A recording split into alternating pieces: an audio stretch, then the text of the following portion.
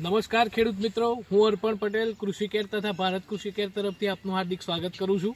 આજે આપણે ચંદ્રાલા મુકામે આવી પહોંચ્યા છીએ એક પ્રગતિશીલ ખેડૂતના ત્યાં કે જે ગાંધીનગર જિલ્લા અને તાલુકાનું એક પ્રગતિશીલ ગામ છે.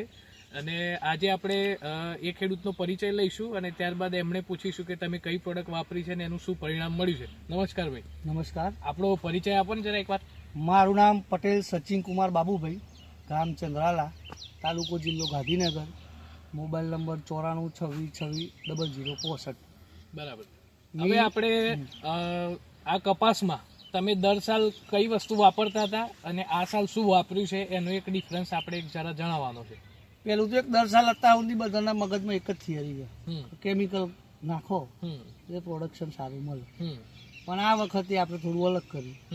કીધું સારું દર વખત કેમિકલ નાખી જમીનની ગુણવત્તા કપાઈ જાય એના કરતાં હવે ધીમે ધીમે બદલી લે. બરાબર. ઓર્ગોનિક ઉપર વરી જાય એટલે મેં સીધો તમારો કોન્ટેક્ટ કર્યો. બરાબર. આપણે વાત થઈ કે ભાઈ મારે કપાસનું વાવેતર કરવાનું છે પણ કેમિકલ વગર. બરાબર. એટલે પછી તમે સજેસ્ટ આપ્યું. એટલે મેં તો કોઈ દર વાપર્યું નથી, ફર્સ્ટ ટાઈમ જ છે. અને આ ખેતર એવું હતું મારું કે 10 વર્ષથી નહીં સાનિયું ખાતર ભર્યું. બરાબર.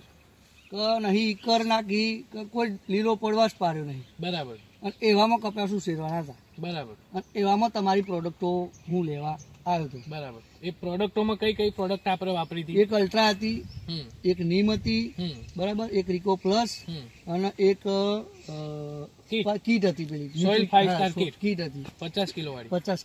એટલું આપ્યું હતું તમે મને. બરાબર. અને એટલું હું લઈને આવ્યો હતો. બરાબર. પછી અંદર નાખી હતી. ઓકે. હવે એ તમે કપાસમાં કઈ રીતે વાપરી હતી, મતલબ વાપરવાની પદ્ધતિ પણ એકવાર ખેડૂતોને જણાવો તો એ પણ ખેડૂતોને આઈડિયા આવે. બધા ખેડૂતો ખેતરમાં ડાયરેક્ટ પૂંખી દી છે. બરાબર. પણ મેં આમાં ખતરો જ કર્યો છે. લગભગ તો કોઈ નહીં કરતું હોય પણ મેં ખતરો જ કર્યો છે કે લાવો ઓછા ખાતરમાં વધુ ઉત્પાદન આવે ને એવું કંઈક કરીએ. બરાબર. એટલે આપણે જે કપાસની ચરીઓ જે 5 ફૂટે કરતા હોય છે ઊંડી, એ રીતે મેં ચરીઓ જ કરી હતી. બરાબર. એ ચરીઓ થઈ જાય. એ ચરીઓ બનાવ્યા પછી જે ખાતર તમે બધું આવ્યું તે બધું મિક્સ કરી દીધું અને એ ચરીઓની અંદર મેં નાખી દીધું. બરાબર. દરેક ચરીમાં. બરાબર. એ ચરીમાં નાખીને પછી ઉપર પાછું કલટી લગાવીને અને પાછું એના પર માપનું ઉપરથી ખેરીને અને પૂરી દીધું. બરાબર. અને જો સામાન્ય ઘીસી પડી તો ડ્રીપ ગોઠવીને જો ખાતર નાખ્યું હતું એના ઉપર જ કપાસ રોપ્યો. બરાબર. અને આ કપાસ મારા આટલા એરિયામાં ફર્સ્ટ નંબરનો કપાસ છે. બરાબર.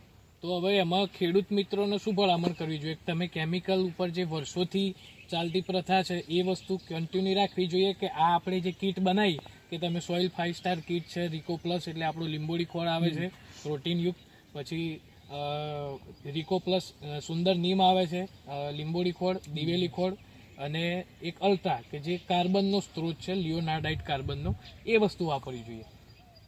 મારું કેવું તો એમ જ છે કે જમીનની ફળદ્રુપતા સાચવવી હોય અને લાંબા સમય સુધી ખેતી જ કરવી હોય તો પછી ઓર્ગોનિક ઉપર વળવું જ પડશે. બરાબર. હા, કેમિકલ તમારી રિઝલ્ટ આલશે પણ એ વન ટાઈમ જેવું જ છે. બરાબર. એક બાજુથી આમી જશે પણ હાટાઓ અમુક ખેતરે ખાલી કરે. બરાબર. અને આમાં મને નહીં લાગતું તમારે ખેતર ખાલી કરે, અમુક તત્વો તો અંદર પડી રહે. બરાબર. એટલે સૌથી સારામાં સારું એ છે કે ઓર્ગોનિક ઉપર વળવું. અને હજુ હું તો બીજી 2 વીઘા ભીંડા કરવાના છે એના માટે મેં કીટ ઓલરેડી લઈ લીધી છે. બરાબર. અને એના ઉપર જ મારે વાવેતર કરવાનું છે.